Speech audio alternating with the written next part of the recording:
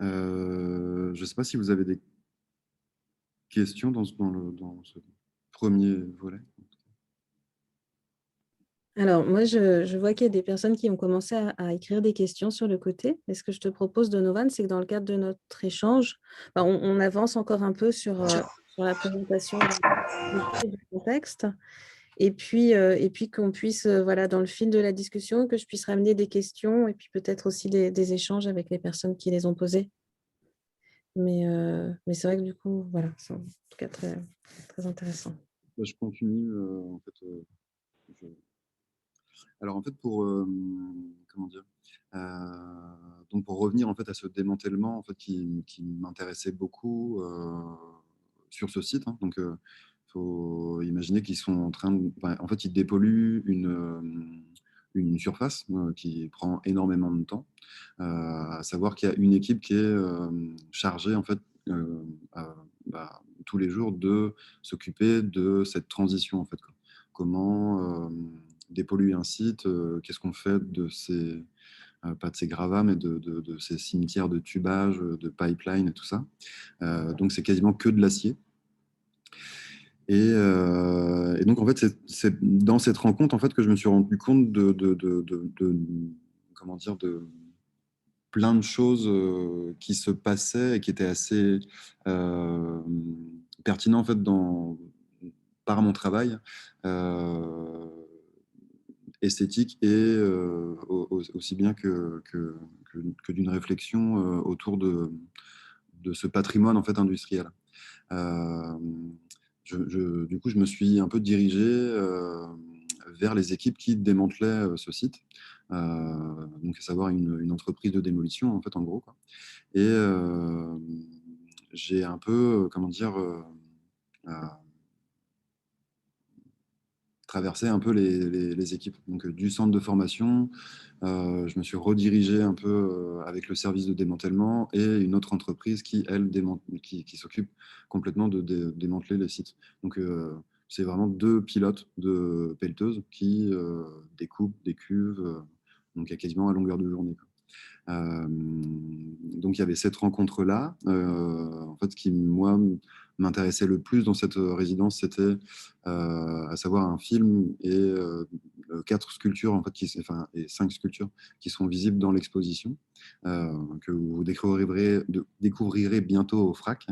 Donc c'est le démantèlement de deux cuves, donc c'est la A157 et A158.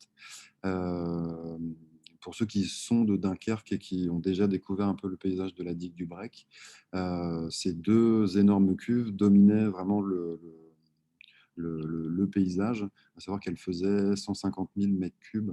Elle contenait à l'époque de l'eau contaminée, parce qu'en fait, les pétroliers qui arrivaient à quai déposaient en fait du pétrole brut qui venait forcément de sources euh, sous-marine. Et il fallait du coup enlever l'eau salée de ces fluides. Et même par la suite, de la vapeur et de l'eau était récupérée par les différents distillats de toutes sortes de liquides et qui se retrouvaient à la fin dans ces énormes cubes. Donc en fait, elles ont été vidées, elles ont été en quelque sorte dépolluées et lavées. Et moi, ce qui m'intéressait, c'est de pouvoir travailler avec l'équipe qui allait les découper, parce qu'en fait, ces deux énormes cuves sont découpées aussi par deux énormes pelleteuses. Donc, c'est des pelleteuses qui sont munies d'une énorme tête, d'une cisaille et d'une plieuse. Euh, donc une cisaille, c'est une sorte de tête une tête de chien ou une tête de dragon en fait qui va en fait attaquer la tôle. Alors ce que vous verrez dans la vidéo et même euh, concrètement en fait euh, par la sculpture en fait qui est issue de cette proposition. Euh, En fait, c'est des tôles qui font au moins 5 millimètres d'épaisseur. Donc, il faut imaginer que un morceau de tôle qui est découpé par cette pelleteuse fait entre 500 et une tonne, enfin 500 kilos et une tonne. Donc, on a l'impression en fait que quand ces machines-là découpent cette tôle, donc toute la structure commence à trembler et en fait à bouger en fait comme une feuille de papier. Et donc on a vraiment l'impression d'être en face d'une maquette. Il y a une sorte de jeu qui se fait entre eux. Est-ce que c'est un jouet? Est-ce que c'est une sculpture? Et en fait, dans les découpes, il y a aussi des sons qui se créent qui sont assez impressionnants et assez fascinants, des sons électriques qu'on n'a pas l'habitude d'entendre, en fait, parce que c'est comme si la structure criait sous l'effort d'une pression qu'elle n'est pas censée subir, en fait. Et en fait, ce qui, moi, m'avait fasciné un peu, c'était ce jeu entre les deux pelleteuses qui se passaient des éléments. Donc, il y en a une qui découpait ces grandes structures et l'autre, en fait, qui les pliait. Donc, pour les plier, il faut enfin, principalement taper dessus. Et donc, il y a une force euh,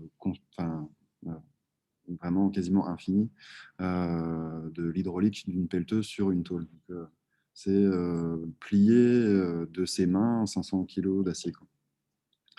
Et on a vraiment l'impression que c'est du papier ou même du carton en fait, qu'on lancerait. Donc il y a une sorte de légèreté qui se crée en fait, dans ces formes qui sont finalement extrêmement lourdes et extrêmement complexes à manipuler et à soulever. Donc ça, c'est une partie en fait, de l'exposition. Donc pour ceux qui viennent d'arriver, donc, là, je suis en train de parler de l'exposition qui s'appelle Run Test. Donc, pour revenir un peu sur la base, Run Test, c'est le, un test sur une unité en fait, pour savoir si euh, les fluides se déplacent bien à l'intérieur de cette structure. Et donc, c'est un peu le premier lancement d'une unité. Donc, un peu de manière aussi ironique d'une Run Test, c'est aussi une phase de test pour une première exposition aussi dans ce cadre-là. Donc il y a une petite touche d'humour là-dedans. Et, et donc il y a ce volet dont je parlais en fait qui, quand je parle d'unité, c'est une raffinerie en fait. C'est à savoir, en fait, c'est que des tubes qui déplacent des liquides vers différents, un four, des tours de pression atmosphérique, je crois, et une tour de distillation en fait, qui va séparer les liquides. Donc dans une tour de distillation, en fait, avant d'arriver là-dedans, moi je pensais que c'était une énorme quantité de liquide qui se déversait à l'intérieur d'une cuve plus ou moins sous pression et qui après arrivait à séparer les éléments. Et en fait, la réalité, c'est que c'est un liquide qui est chauffé, qui est tout le temps sous pression et en mouvement. Et en fait, c'est à l'intérieur des tours de distillation. Je ne sais pas si vous avez déjà vu des tours de distillation, mais euh, c'est des grandes colonnes qui s'élèvent dans le ciel, qui font 40 mètres de haut et qui sont toutes en inox. Et en fait, à l'intérieur, en fait, le liquide, il me semble qu'il arrive tout en haut, quasiment tout en haut. Et en fait, c'est une sorte de petit liseré de liquide qui va en fait parcourir une strate de la colonne et qui va au fur et à mesure descendre. Plus le liquide est lourd, en fait, faut imaginer un plancher troué, mais gaufré en inox. Et donc, ce plancher va laisser monter les gaz et faire descendre le brut, l'essence, le diesel et tout ça. Et donc, je parle des unités parce qu'en fait, après, j'ai réalisé euh, plus ou moins des sculptures maquettes qui représentent une unité. Donc, il y a 5 sculptures que vous retrouverez dans l'exposition, qui sont un peu des unités parasites, en fait, euh, comme si elles tournaient en boucle toutes seules, obsolètes et quasiment organiques, en fait.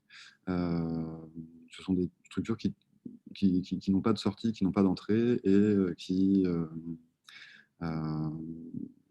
comment dire, serait impossible en fait à réaliser sur un site à grande échelle, quoi. Le liquide ne pourrait pas se déplacer comme ça. Ça romprait, quoi. Voilà, ça c'est pour le premier volet. Je ne sais pas si il y a des questions pour cette partie-là, en tout cas. Peut-être sur ces sculptures, expliquer en quels matériaux elles sont. Alors, toutes les la, enfin, comment dire, la quasi-totalité du travail que j'ai réalisé en fait, pour cette exposition est en acier. Donc, c'est des coudes en partie rouillés, des pièces en laiton et le reste est en résine. Il y a pas mal de choses que j'ai récupérées en fait,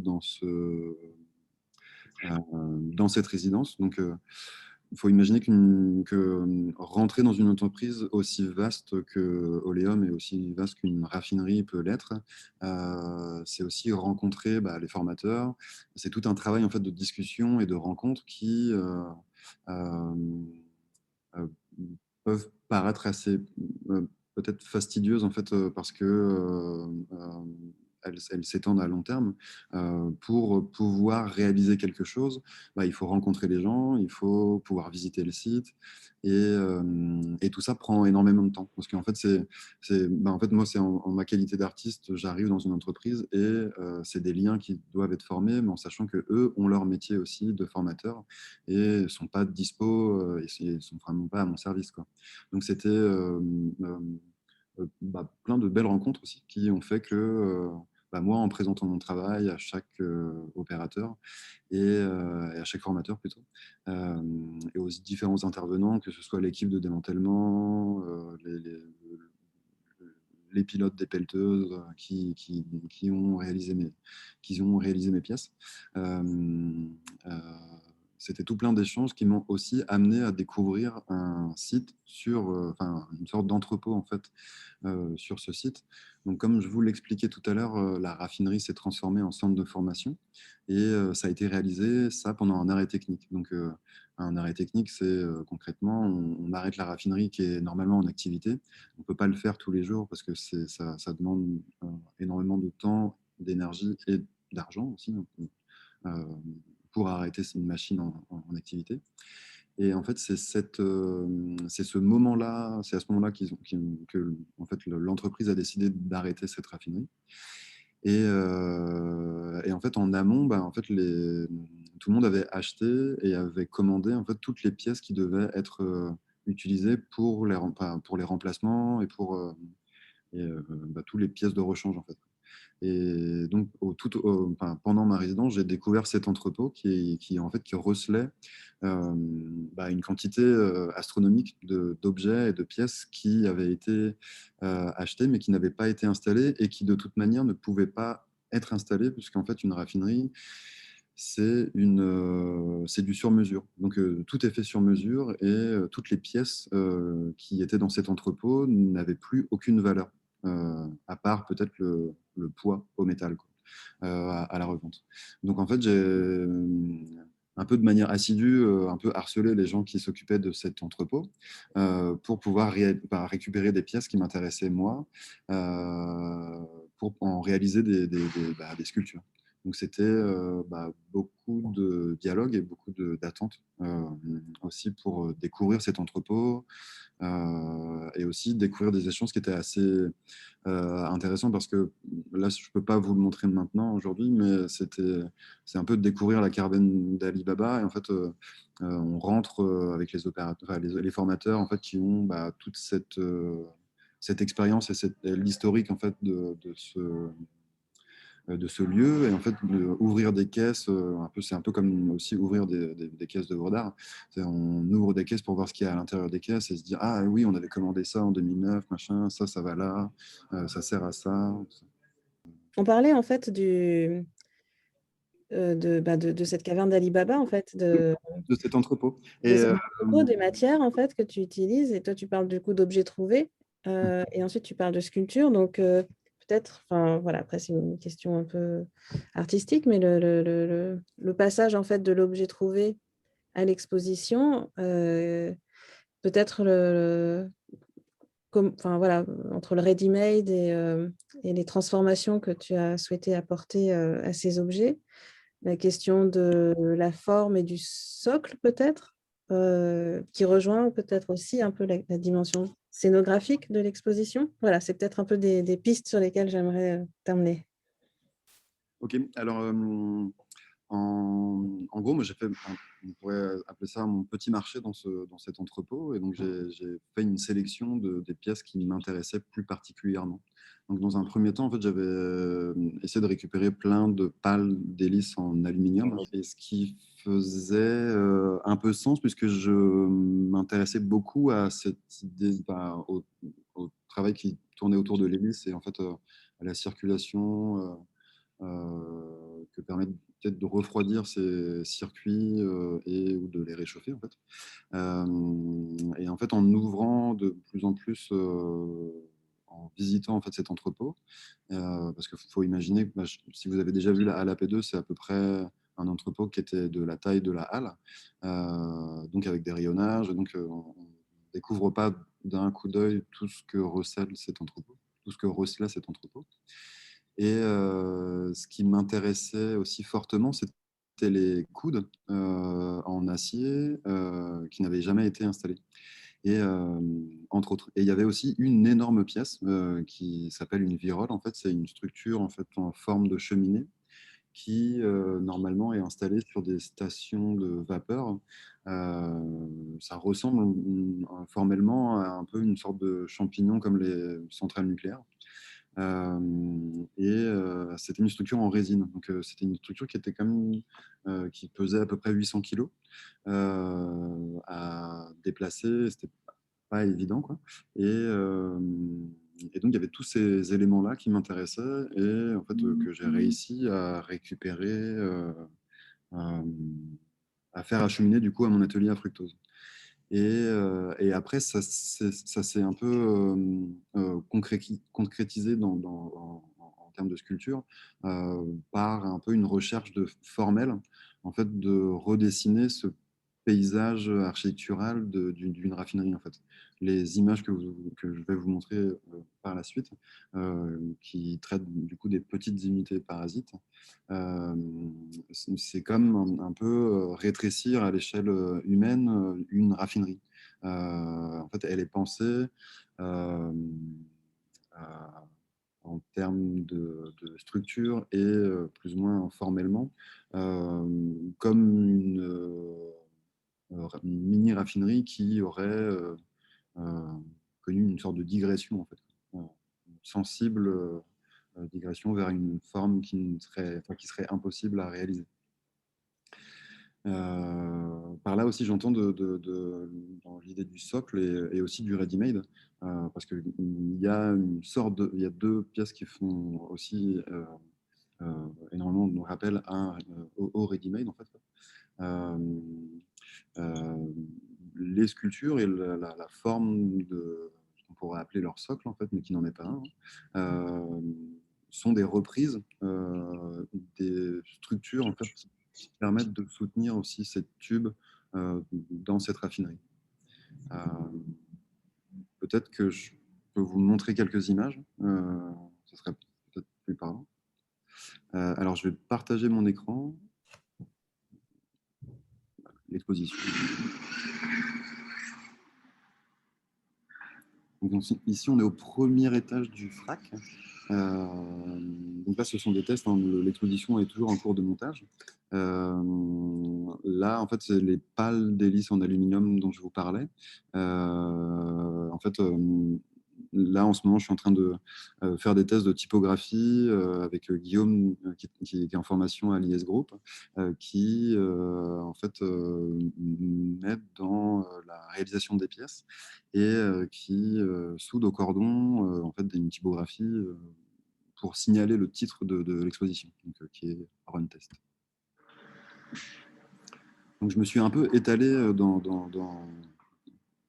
vulgairement dans le FRAC, aussi parce que connaissant bien le bâtiment pour y avoir travaillé auparavant, j'ai aussi voulu jouer avec l'architecture du FRAC en lui-même, à savoir cette longue baie vitrée et cette rue intérieure, en fait, hein, pour ceux qui découvrent le FRAC en lui-même. Donc là, on est au dos, on fait face au dos de la virole, la structure en forme de cheminée dont je vous parlais tout à l'heure. Et donc là, on découvre les coudes en acier. Donc moi, j'ai composé la forme de toutes ces sculptures.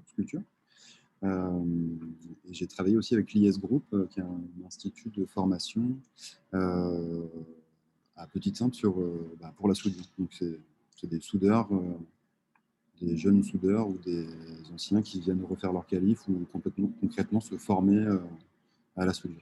Donc à tout type de soudure. Donc là, on est en face de la virole. Donc on voit les unités, les petites unités en fait en bas de l'écran. Et donc cette virole, donc la structure circulaire qu'on voit en face de nous, elle sert à projeter l'image. Donc là, en montage et même en vidéo, en fait, je ne pouvais pas vous montrer l'image parce qu'en fait, je ne peux pas filmer une projection. Enfin, ça ne rend pas bien. Et donc, le film du démantèlement de ces grandes cuves sera en fait projeté sur cette structure circulaire.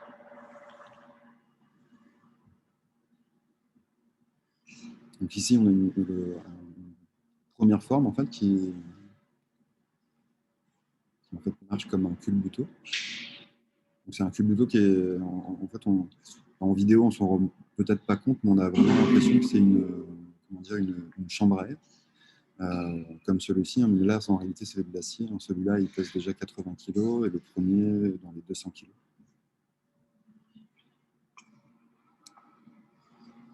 Donc là, on est en face de la rue intérieure et je vais pouvoir vous montrer un peu plus loin.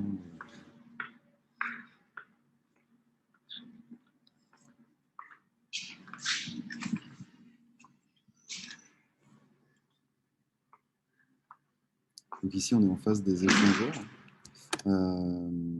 C'est des structures en laiton en fait, qui permettent de faire des va-et-vient dans des fluides. Donc ça, c'est une forme, enfin deux formes un peu à la manière d'un rudimètre que j'ai récupéré dans une sorte de grand cimetière de tubes, tout rouillé. Il y avait ces deux éléments qui un peu sortaient du lot en fait, donc à la manière un peu d'un archéologue du dimanche.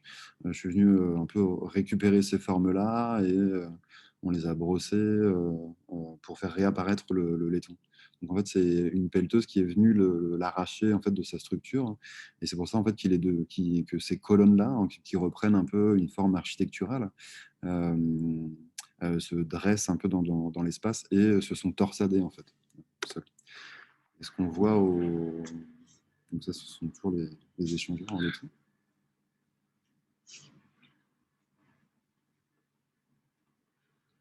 Et ici, on est sur les enroulements, en fait. Donc, c'est les pièces qui peuvent renvoyer à des formes en carton, hein, mais c'est bien du métal.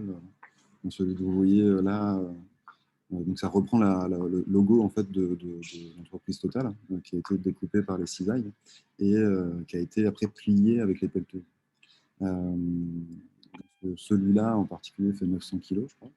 Donc, ils sont posés sur des rails en métal et sont sur roulette. Hein. Donc, c'est à la manière d'archiver en fait une pièce. Et l'idée, c'est Oui. aussi déplacer, pardon, de pouvoir déplacer ces éléments. Donc, en fait, moi, je me suis un peu immiscé en fait dans le démantèlement de cette entreprise, en fait, dans l'entreprise pour le démantèlement. Et ce qui fait que eux, habituellement, font des grands tas et plient tout ça et puis les mettent dans des containers, enfin des bacs, pour l'emmener après pas à la dépollution, mais au broyage. Je crois que ça partait en Belgique ou à Arcelor pour être refondu, en fait, quoi. En fait, moi, je leur ai demandé, donc j'avais sélectionné des parties de ces cuves, donc les cuves qu'on peut voir.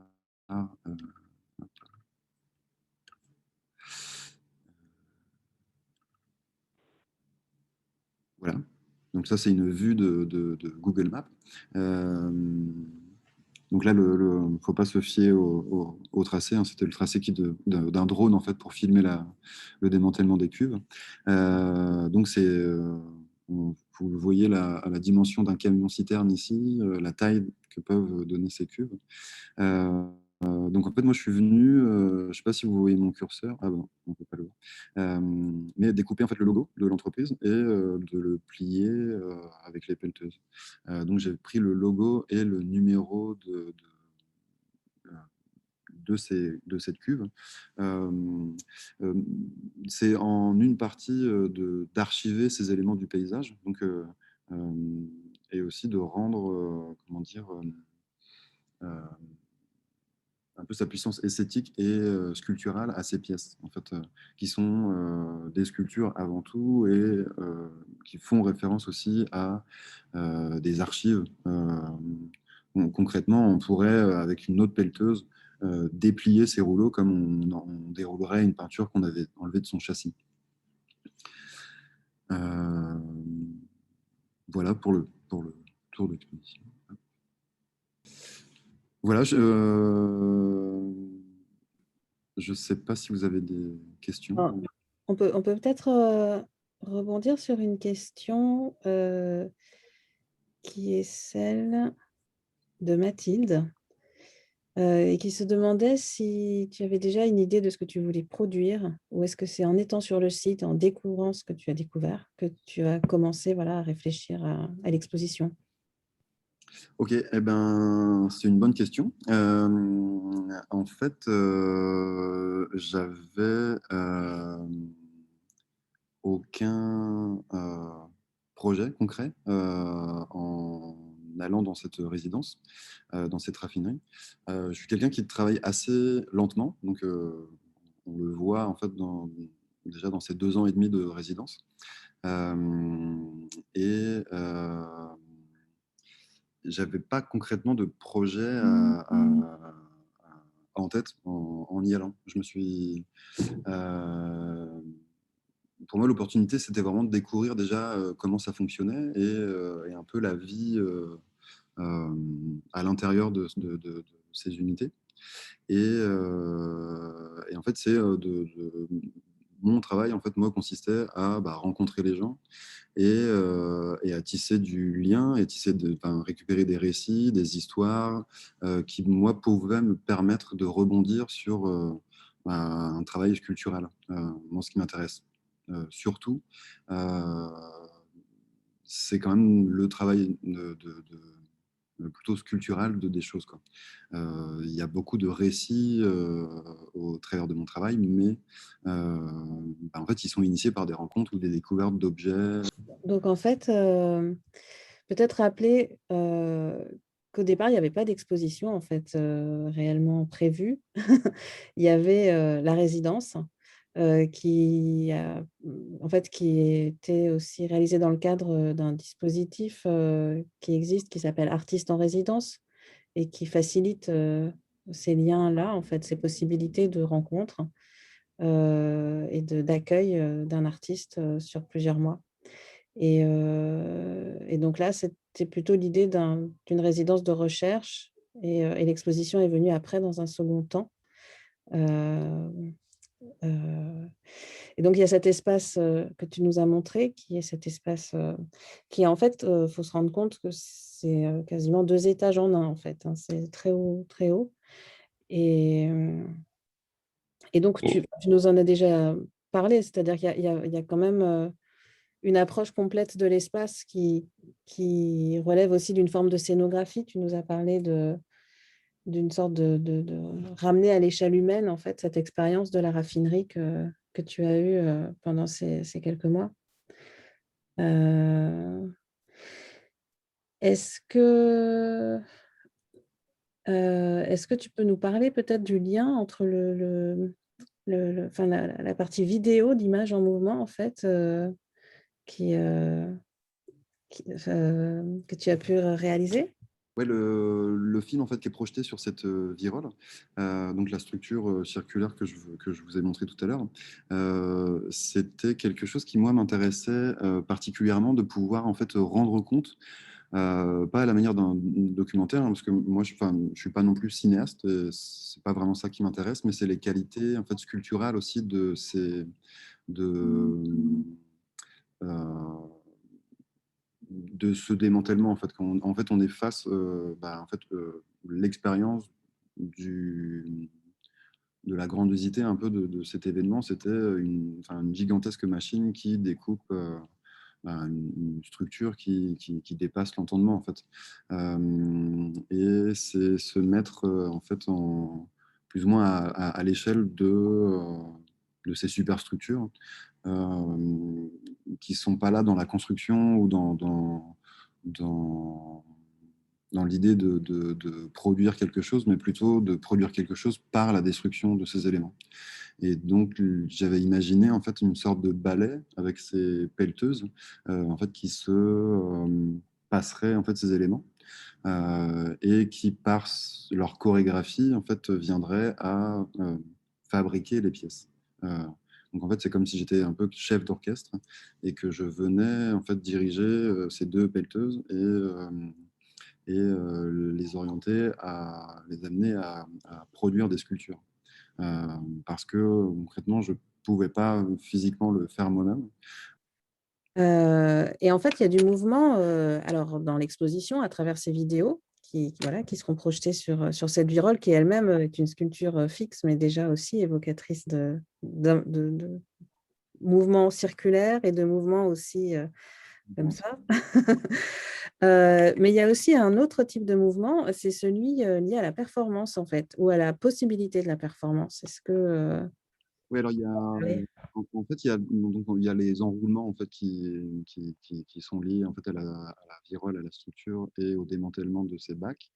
Il y a plusieurs types de pièces, de sculptures en fait. Donc il y a les petites unités qui sont euh,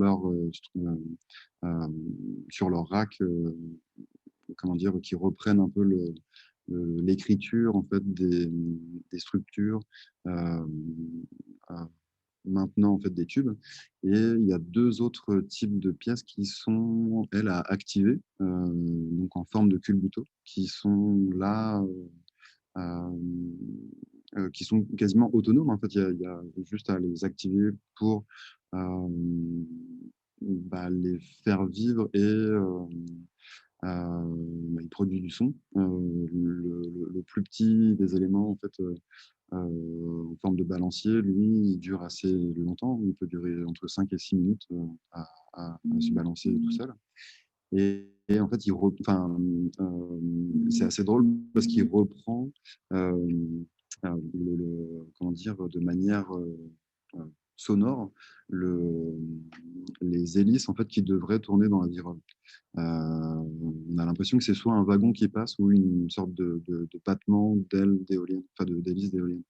Et en fait, c'est une vibration qui se crée du coup dans l'air du tube qui bouge de droite à gauche, de gauche à droite. Et c'est un son en fait qui résonne dans tout le bâtiment. En fait, par cette dalle en béton, on peut être au rez-de-chaussée et entendre le balancier du mini culbuto en fait qui s'imprime dans l'architecture et qui se diffuse. Et ce geste-là aussi faisait référence aux pièces que j'avais récupérées. Donc les hélices ne tournent pas, mais le son des culbutos renvoie à ces hélices. Et, alors, il faut plus ou moins être déjà allé dans une raffinerie pour comprendre en fait, l'importance de ces hélices. Et il y a d'autres types de pièces aussi. Donc, il y a une pièce que vous n'avez pas vue dans la vidéo, euh, qui est en fait une pièce plus ou moins à procession. Donc en fait, c'est une pièce à activer à 3 personnes. C'est une pièce encore coudée. En fait, c'est des coudes complètement rouillés qui ont été soudés ensemble, qui forment un anneau et un anneau qui varie de haut en bas en fait, hein. Et cette forme-là est emprisonnée par sa structure. Donc là, c'est plus une structure qui porte des tubes, c'est plutôt une structure qui emprisonne des tubes et qui est vouée à être portée en fait par 3 personnes différentes. Donc chacun a une sorte de manche en fait qui permet de soulever la pièce.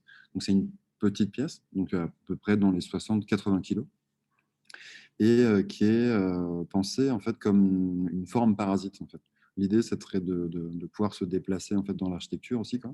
Et en fait, c'est comme si une unité, une petite raffinerie se déplaçait dans l'espace. Enfin, une raffinerie qui aurait, euh, de par sa forme, ne marcherait pas en fait, au final.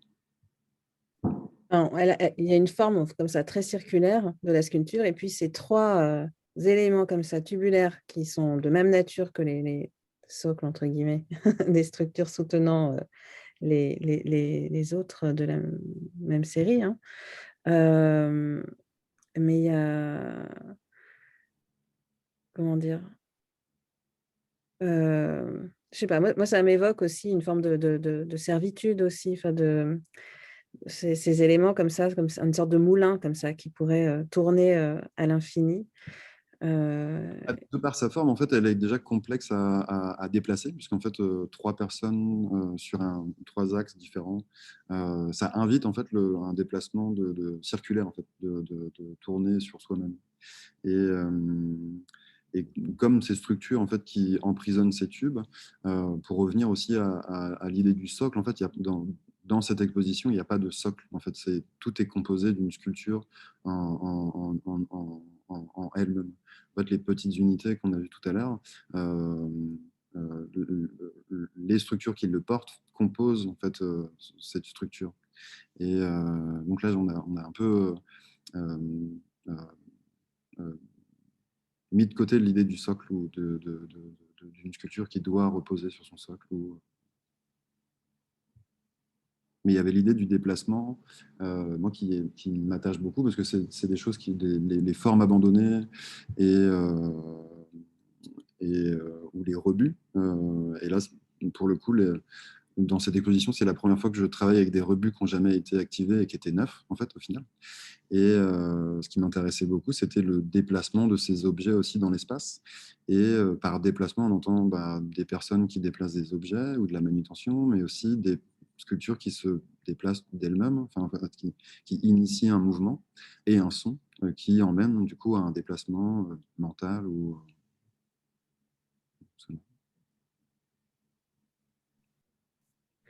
Est-ce que quelqu'un souhaite, prendre la parole et faire une remarque ou poser une question à Donovan? Donc c'est une exposition qu'on souhaite ouvrir, dès que possible. Il y a encore un peu de travail de montage et d'accrochage, mais voilà, c'est, en tout cas l'idée de partager cette étape, du travail. Certains des éléments pourront encore évoluer dans l'espace. je peux peut-être remonter, enfin, peut-être qu'il y en a qui sont arrivés en retard, je peux peut-être Ouais, remonter. on peut remontrer le film, la petite vidéo. Alors,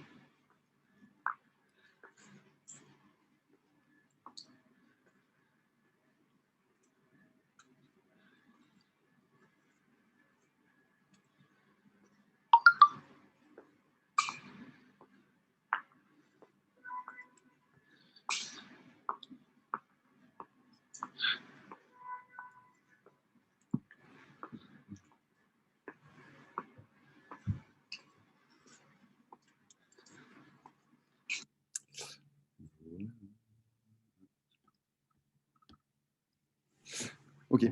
Désolé pour la forme, en tout cas, qui devait être beaucoup plus dynamique et même peut-être à voir en présentiel bientôt. Oui, c'est un avant-goût. C'est un avant-goût. Et puis, on espère que vous pourrez venir quand, voilà, dès qu'on sera ouvert, découvrir l'exposition complétée de son film, de ses films et puis de vos regards, de votre présence, voilà, parce qu'on sait bien qu'il reste encore la moitié du travail, le fait que vous regardiez et que vous receviez ces œuvres-là. Merci beaucoup, Donovan, Ah, pour merci d'être être venu. prêté à cet exercice, pas facile. Merci à tous ceux voilà, qui ont switché de Facebook sur cette plateforme et aussi qui ont posé leurs questions. Voilà, j'espère vraiment que voilà, le FRAC pourra rouvrir prochainement et qu'on pourra vous accueillir et je vous souhaite une très bonne fin de week-end. Week-end.